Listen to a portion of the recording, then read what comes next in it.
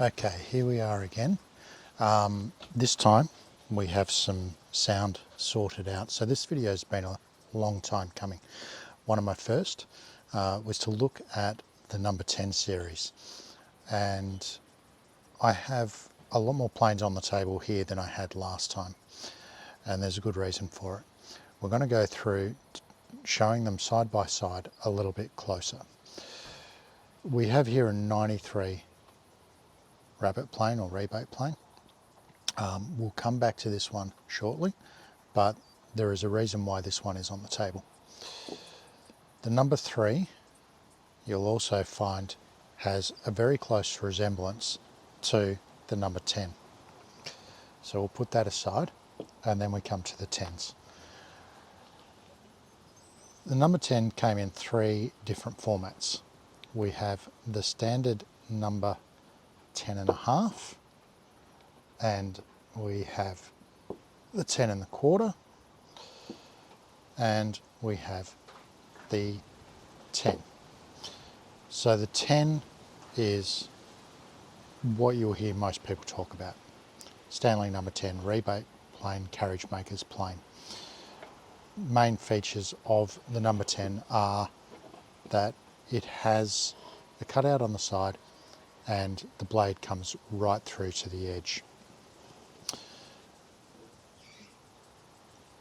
Other than that, it is a standard plane. Its closest comparison is a number 5, as far as the length is concerned anyway.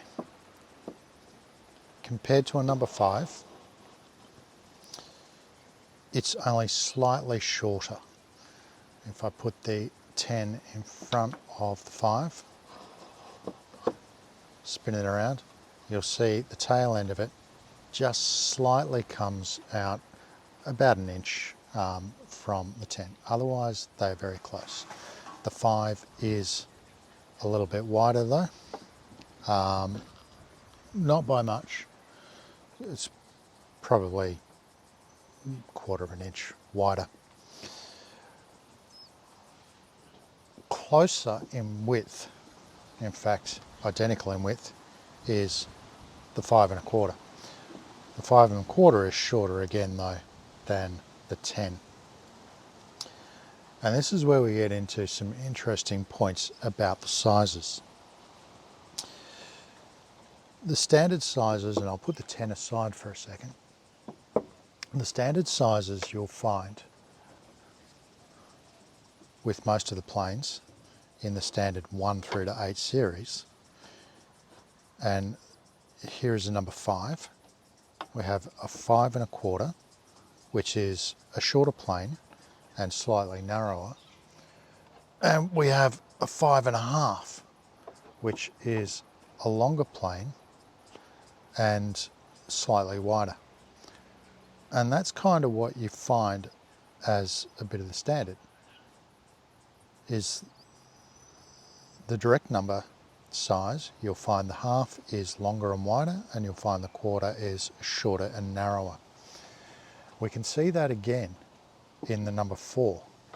The number 4, we don't have a 5.25, or sorry, we don't have a 4.25, but we do have a 4.5. And if you hold the 4.5 next to the 4, the 4.5 is wider and slightly longer. A lot heavier. There is also a 4.5 heavy, very rare.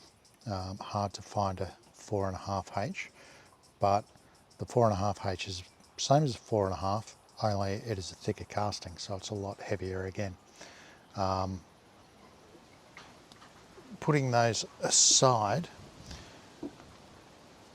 the 4 and the 4.5 are really only just reiterating the size differences in the standard sizing. Now, where we look at the 10, the number 10 to the 10.5, the 10.5 is the same width, but it's a lot shorter. And then we have the 10.25, which is, for all intents and purposes, the same base as the 10. There are a couple of differences on the 10 1/4, which we will come to in a minute, but they're the two differences.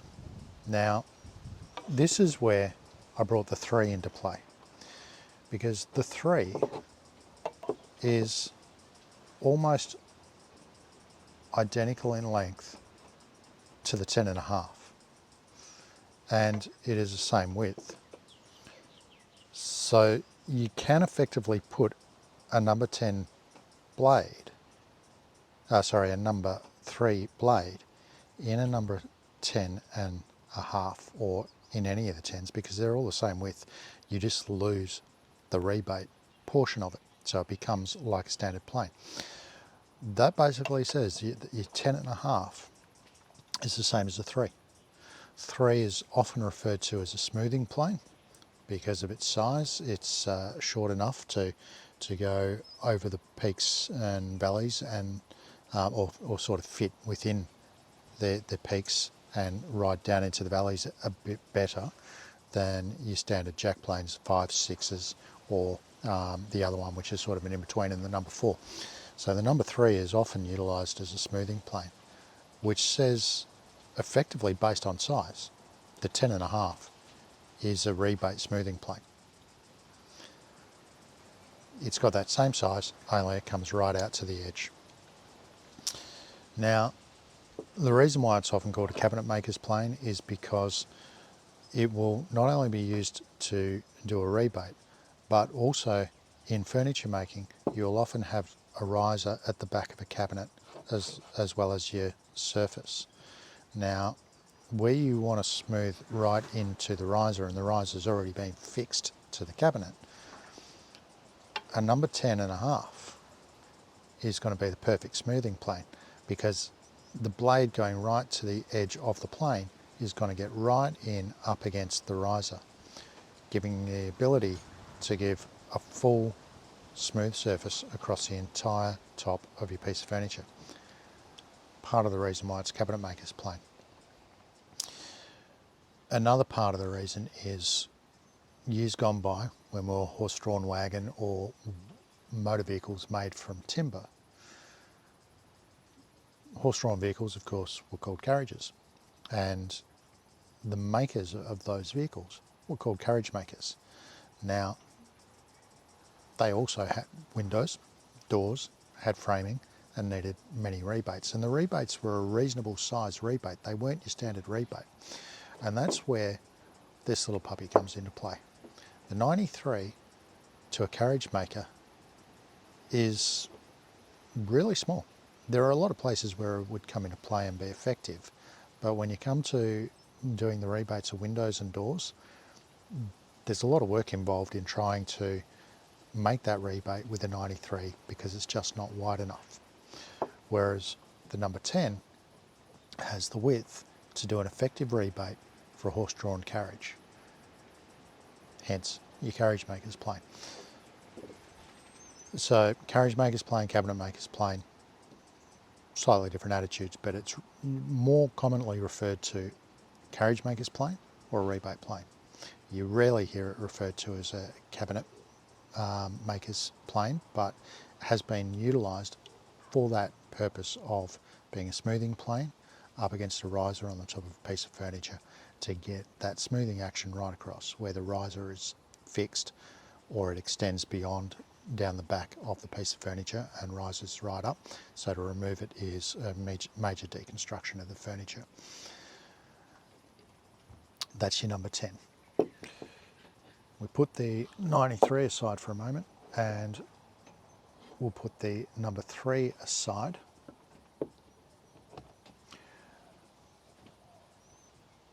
We then come to the 10 1/2. Now the 10 1/2, as you can see, is quite a bit bigger. In fact, if you compare it to a number 5, it's slightly smaller than the number 5. Compare it to a 5 1/4, and it's slightly longer than a 5 1/4. So it kind of sits in between those two sizes of number 5. So Yeah, as far as 5, 5 1/4, if they were an indication of the size difference, the 10 really should be like a 5 1/8. It's a longer plane. It's more of a jack plane type scenario. So for where you'd be doing longer rebates on a carriage, this is where you would be utilising it to do joining work. So you would start with your 10 to do the joining work, and you would move to your 10 1/2 to do the smoothing work. So what's the 10 1/4? Well, the 10 1/4 is an interesting little beast. The 10 1/4 is basically the same as 10 1/2, except for a couple of features. One is it has a nicker on the side. So if you're doing rebate work across the grain, you've got a nicker that's going to pre-cut the fibres of the timber. By dragging backwards, you'll give that first cut in the fibres of the timber on the cross grain, and then moving forward, you'll be able to take your shaving cleanly up to the edge of that rebate. And every time you then move forward and back over that cross cut rebate, the nicker will take another slice a bit further into the timber, prepping it for the next shaving. The other two 10s don't have the nicker, so the 10 1/4 is ideal for rebates across the grain. Other than that, it's kind of identical to the 10 1/2 as far as its ability as a plane, with one other feature, and that's the knobs. The knobs are not interchangeable from the 10 1/4 to the other 10s. It's not interchangeable with the 5s either. There is only one other plane that I'm aware of that has these same knobs, and it's a similar sort of setup. It's a cabinet maker's plane, but it's a scraper plane. Very, very hard to find. You're going to struggle to find it. I've seen the odd one here and there, and when I do find them, they are very hefty dollars to acquire. So I've never looked at actually buying one, because I believe, for me, it's outside of my range.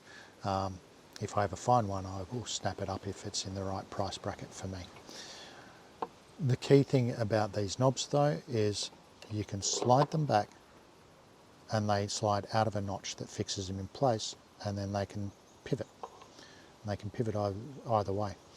The beauty of this is if you're working on a cabinet or a carriage for that matter, but you're working right into a corner, last thing you want is to be banging your knuckles on that corner. So if you can pivot the tote and the handle out of the way, so you've got the tote pivoted down, you've got the knob pivoted down, and you can get your hand in here, your hand is now well clear of that upright piece of timber. So you're not going to be scraping the ends of your knuckles and banging them as you're planing. Specifically designed for work in rebates or up against risers, where you do need to get right into that corner, but you've got this feature where you pivot back vertically, slide it forward, and it locks it in place. You can't pivot then. Now, the other beauty of having that little notch in play is to be able to pivot these and have them firm in place on the upright when you want them and need them in the upright position.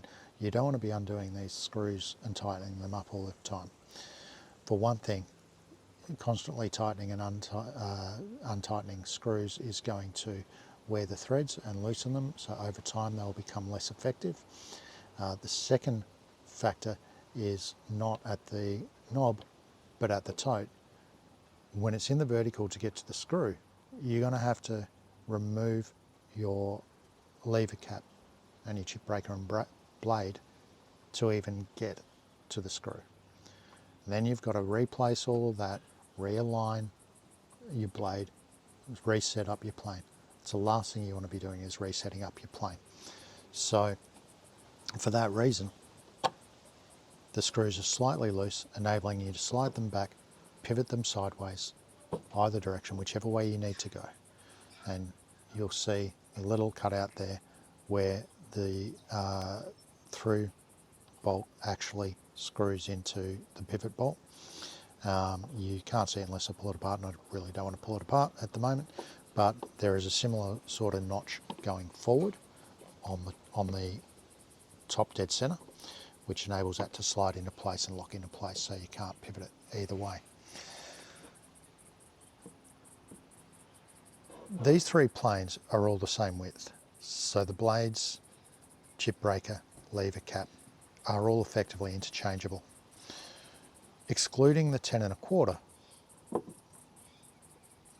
the 10 1/2 and the 10, their totes and knobs are interchangeable.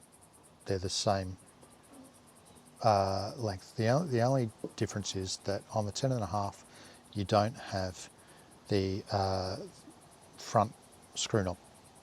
It's determined that it's not required. So although they're kind of interchangeable, they are different. If you've got a 10 and you want to get another tote for it, and you don't want to pay the exorbitant prices for a number 10 tote, then you can get a number 5 tote. These totes are exactly the same. They are interchangeable, 100%. Screws on the front, through screw, they're all identical as far as the base pattern and the fitting on that screw pattern. There's another video that I've done recently when a viewer's asked that question, where I've demonstrated that by taking them apart and swapping them over. So the number 5 tote will fit your number 10 plane. One thing that raises a question is, will the 10 1/2 tote be replaceable by the number 3 plane tote? Now, I haven't measured this, but having a quick look at the two totes, their length looks to be pretty much the same, the width pretty much the same, screw position looks to be the same, the shape looks to be the same. Like I said, haven't tested, but I would suggest that if you have a 10 1/2 and you need to replace the tote, have a look for a number 3 tote. I suspect you'll be able to pick up a number 3 tote a lot cheaper, and you will find that the 3 tote is probably an exact, if not very, very close match to the number 10 1/2 tote. So keep an eye out for that. So there you have it. The 10, 10 1/2 and 10 1/4. These are a very unique set of planes. There are plenty of them around. 10 1/4 not so much, pretty rare. 10 1/2 you can still find. There are plenty of 10s. When you're looking for your number 10s, one thing to watch out for. They have a flaw, and that flaw has been created by creating this rebate mechanism. That cutout creates a weak spot, and you will often find that these planes have a crack running up here across the edge of the plane, or sometimes forward, but usually this way. How that occurs is generally because someone has dropped the plane and they've dropped it on the nose. But because you have no support here, that bends up easily, creating a crack that runs across here. Keep an eye out for that. Some people do repair them by getting them brazed or re-welded and trying to grind them out, but you will see telltale signs of a line there. Don't buy those. They're still okay as a user, provided that they're all flat, but they're of no value for a collector. So there you have it, the 10 series of planes. No matter whether you're a user or a collector, happy hunting.